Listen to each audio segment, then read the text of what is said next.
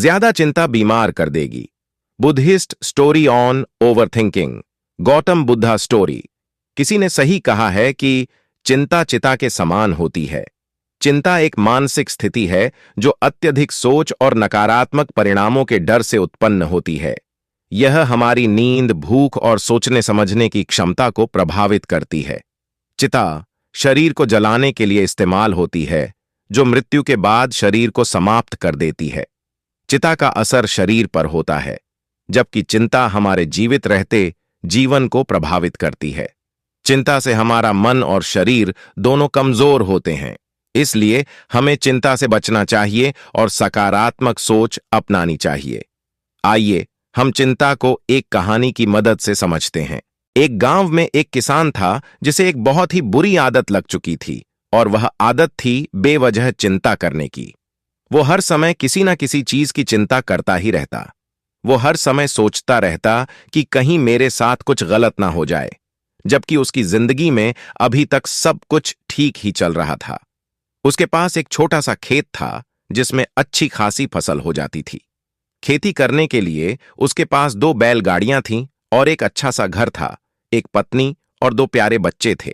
लेकिन फिर भी वह किसी न किसी अनहोनी के बारे में सोचकर बेवजह चिंता करता रहता था। कभी सोचता कि अगर मेरी फसल में कीड़े लग गए तो क्या होगा? अगर आवारा पशुओं ने मेरी फसल को बर्बाद कर दिया तो क्या होगा? अगर सूखा पड़ गया या ज्यादा बारिश हो गई तो मेरी फसल खराब हो जाएगी। ऐसे ही वो भविष्य की अन्य बातों के बारे में सोचकर बेवजह चिंता में डूबा रहता था। जैसे कि कहीं खेती के समय मेरे बैल बीमार ना पड़ जाएं, बच्चों का भविष्य कैसा होगा, कहीं बुढ़ापे में मुझे कोई बड़ी बीमारी ना लग जाए, मेरे बच्चे बुढ़ापे में मेरा ख्याल रखेंगे भी या नहीं, वगैरह। अपनी इस लगातार बेमतलब चिंता करने की आदत की वजह से वह परेशान ही रहता था, और अब उसका किसी भी काम में मन भी नहीं लगता था। उसकी पत्नी ने भी इस बात को अनुभव किया कि उसे बिना मतलब चिंता करने की आदत पड़ चुकी है। उसने उसे कई बार समझाने की कोशिश भी की, तुम बेवजह चिंता करना छोड़ दो, लेकिन उसके समझाने का कोई मतलब नहीं रहा। उसे पता चला कि नगर में एक महात्मा आए हैं जिनके पास सारी समस्याओं का हल है।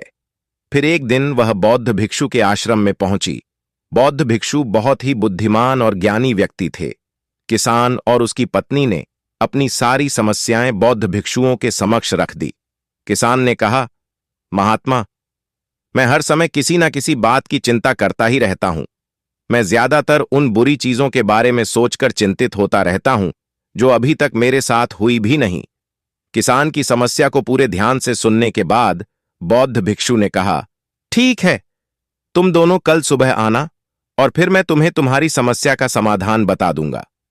अगली सुबह जब किसान और उसकी पत्नी बौद्ध भिक्षु के आश्रम में पहुंचते हैं तो देखते हैं कि बौद्ध भिक्षु बहुत ही चिंतित अवस्था में जमीन पर पालथी मारकर बैठे हुए हैं और उनके सामने एक दूध से भरा गिलास रखा हुआ है। बौद्ध भिक्षु बार बार उस दूध के गिलास की तरफ देख रहे हैं और फिर कभी अपना हाथ अपने सर पर रखते तो कभी जमीन पर। वह बहुत ही चिंतित और बेचैन दिखाई पड़ रहे थे।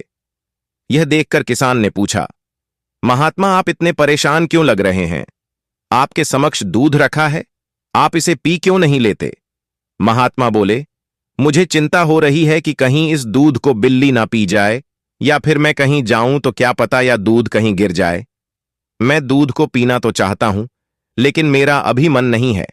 मैं तो यही सोच रहा हूं कि अगर यह दूध खराब हो गया या कोई गंदी चीज इसमें पड़ गई तो फिर क्या होगा।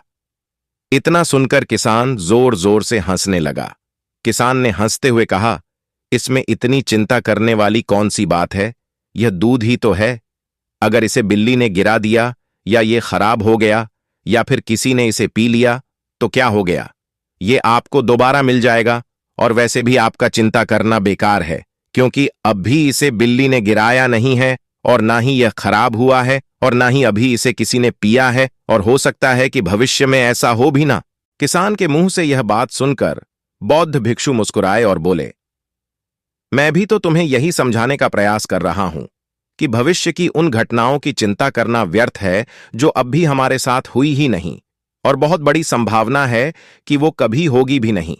और अगर हो भी गई तो जिस चीज को तुम एक बार हासिल कर सकते हो, उसे तुम दोबारा भी हासिल कर सकते हो, और अगर नहीं कर पाए तो कोई बात नहीं, क्योंकि समस्याओं के आने के साथ ही उन समस्याओं का सामना करने की हिम्मत भी अपने आप ही आ जाती है।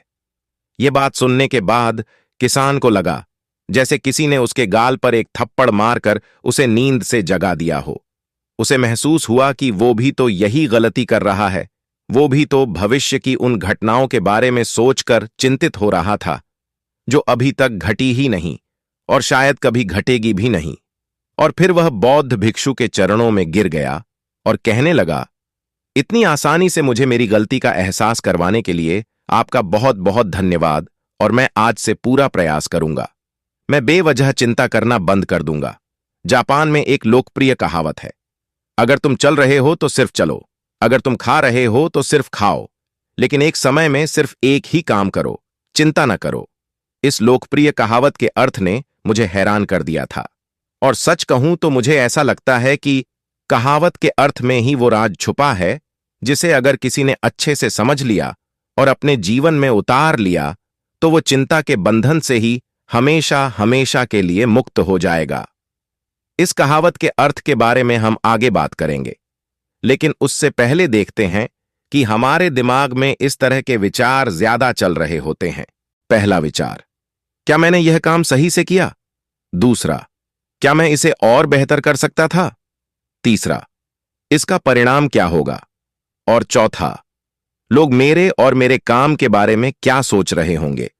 ये ऐसे कुछ विचार हैं जो हमारे दिमाग के सिस्टम में ज्यादातर समय चलते रहते हैं, लेकिन हमें पता नहीं चलता क्योंकि हमने इन विचारों के साथ जीना सीख लिया है, और हमारा दिमाग काम भी ऐसे ही करता है कि अगर हमने इससे किसी काम को कई बार करवा लिया तो फिर यह उसे अपनी आदत बना लेता है और फिर हमारे चाहे बिना भी उस काम को करने का प्रयास करता है। शुरुआत में तो हम किसी भी काम को अपनी इच्छा से पूरे होशोहवास में करते हैं, लेकिन बाद में वह हमारी आदत बन जाता है और फिर हम बस बेहोशी की हालत में बिना सोचे समझे उस काम को करते चले जाते हैं। जब एक बच्चा छोटा होता है तब उसे पता नहीं होता कि चिंता क्या है, लेकिन जैसे ही वो बड़ा होता है माँ बाप उससे कहना शुरू कर देते हैं, बेटा आपको होमवर्क करना है, आपको उसकी चिंता नहीं हो रही, आपके एग्जाम आने वाले हैं, आपको उसकी चिंता करनी चाहिए। और ऐसे ही न जाने कितनी सारी चीजों के लिए बच्चों के आसपास के लोग बच्चों से चिंता करने के लिए कहते हैं, और वो छोटा बच्चा इस बात को मान लेता है। अच्छा, हमको किसी भी काम को करने के लिए उसकी चिंता करनी पड़ जाती है और फिर वह भी किसी काम की घटना के बारे में बार बार सोचने लगता है। शुरुआत में तो वो यह काम जानबूझकर करता है, लेकिन धीरे धीरे उसका मन इसे अपनी आदत बना लेता है और फिर ना चाहते हुए भी उसका मन एक ही विचार के बारे में बार बार सोचता रहता है और फिर वह अपनी पूरी जिंदगी चिंता के इस जाल में फंसकर रह जाता है।